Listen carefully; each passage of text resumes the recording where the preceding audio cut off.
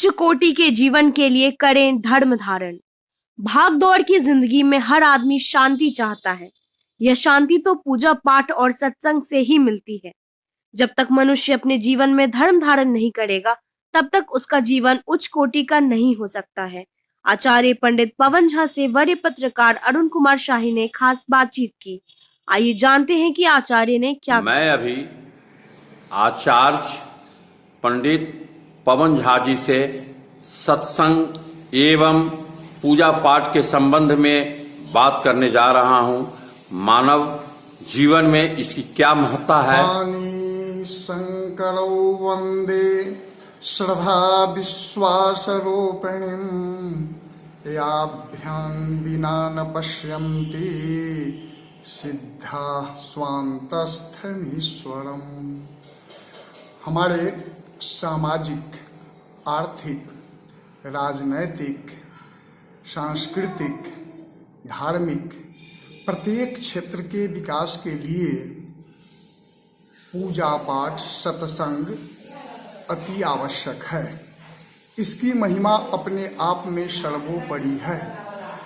जब तक मनुष्य अपने जीवन में धर्म का धारण नहीं करेगा, तब तक उसका जीवन उच्च कोटि का कभी भी संभव नहीं है।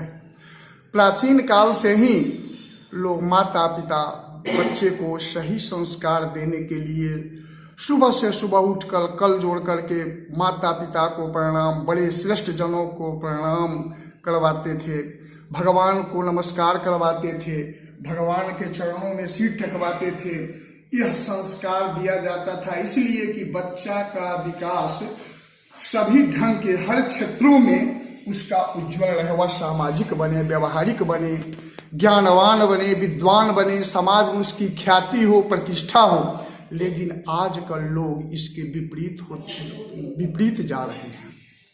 वो बच्चों को सिर्फ आर्थिक शिक्षा भी ऐसा ही देते हैं जो सिर्फ अर्थ का उपार्जन हो। हम धर्म, अर्थ, काम, मोक्ष 4 चीज माना गया है जीवन के विकास के लिए। इसलिए पहला जो धर्म है, धर्म की श्रेष्ठता सर्वप्रथम बतलाई गई है।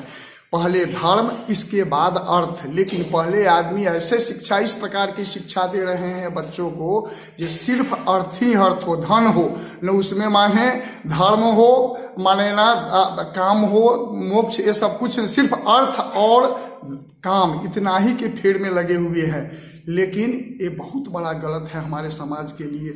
अगर बच्चों को हम बौद्धिक विकास, सामाजिक बनाएंगे तो वह आगे सब कुछ उससे संभव है। अगर हम अपने परिवार घर में ही उसको समझ करके रखेंगे, सत्संग में नहीं जाने देंगे, वगैरह वगैरह धार्मिक कार्य में नहीं जाने देंगे, तो उसका जीवन जो है वह पशु से भी बदतर हो जाएगा उसका जीवन।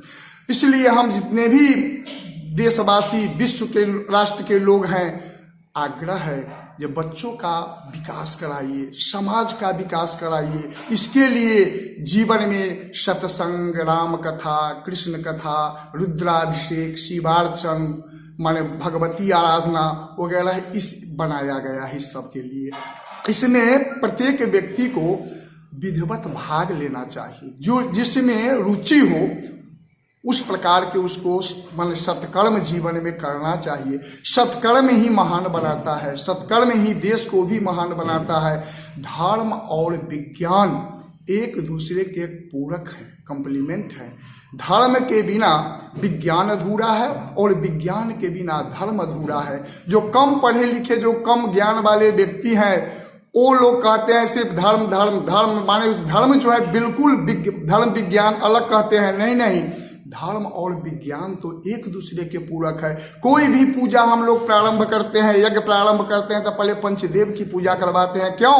कि बाबा तुलसीदास ने अंत में निष्कर्ष निकाला है 25 तत्व से, लेकिन माने 5 तत्व से ये शरीर की रचना हुई है। क्षिति जल पावक गगन समीरा, अब पंच रचित यह अधम शरीरा। इसलिए 5 तत्व के शुद्धि के लिए पंचदेव की पूजा सर्वप्रथम होती है, जिसमें गणेश, नारायण विष्णु है, शिव जी हैं, दुर्गा है, हाँ मान सूर्य भगवान है। ये 5 तत्व जो है, 5 तत्व से जो बना हुआ है वो पांचों के देव हैं। इनकी पूजा करने से शरीर की शुद्धि होती है।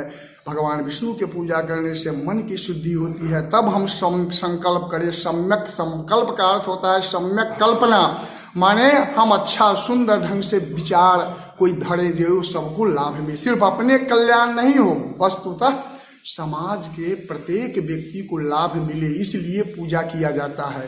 स्वार्थी पूजा कभी भी नहीं करनी चाहिए। पूजा ऐसा कीजिए जो हमारे विश्व को कल्याण हो, देश का कल्याण हो, इसलिए पूजा किया जाता है। ये सबके शुद्धि करके तब लोग संकल्प करते हैं, पूजा पाठ शुरू करते हैं। अब भगवान शिव सबसे श्रेष्ठ, इनका जो पूजा है वह सबसे श्रेष्ठा बतलाया गया है मनुष्य जीवन के विकास में।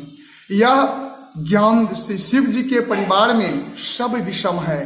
भोला बाबा दिगंबर, पार्वती जी उतना ही सुंदर, गणेश जी के हाथी का घेंट माने, और कार्तिक के 6 गो जिनके गण है, सब कोई सिर नहीं तो धड़ नहीं, धड़ नहीं तो सिर नहीं, फिर भी हमारे भोला बाबा के परिवार में जितनी शांति है उतना दूसरे कोई भी देवता के परिवार में शांति नहीं है। इसलिए हर घर में भगवान शिव के पूरे परिवार की पूजा होती है। हर जगह इनका सब पूरे परिवार का मंदिर जगह जगह पर है, क्योंकि भगवान शिव जी त्याग के प्रतीक है। जिस प्रकार भोला बाबा जीवन में हर जगह त्याग किए हुए हैं। जो गड़बड़ चीज है, धतूरा भांग का, रे मनुष्य तुम्हारे जीवन को ये नरक बना देगा, वो हमारे पास दो। तुम माने भोला बाबा पर अर्पण के मतलब क्या हुआ? भांग धतूर। जब हम हे भोला बाबा, ये मैं आपको अर्पण कर रहा हूँ, मैं जीवन में उसको कभी नहीं ग्रहण करूँगा, मैं अपना जीवन उत्तम बनाऊंगा, क्योंकि भोला बाबा ज्ञान देव हैं, उनके पास ज्ञान है, उनके पास रहेगा तो दुरुपयोग नहीं, कोई दवा का उपयोग करेंगे लेकिन मनुष्य उसका दुरुपयोग करेंगे। बहुत अच्छा आपने ज्ञान दिया सत्संग के संबंध में।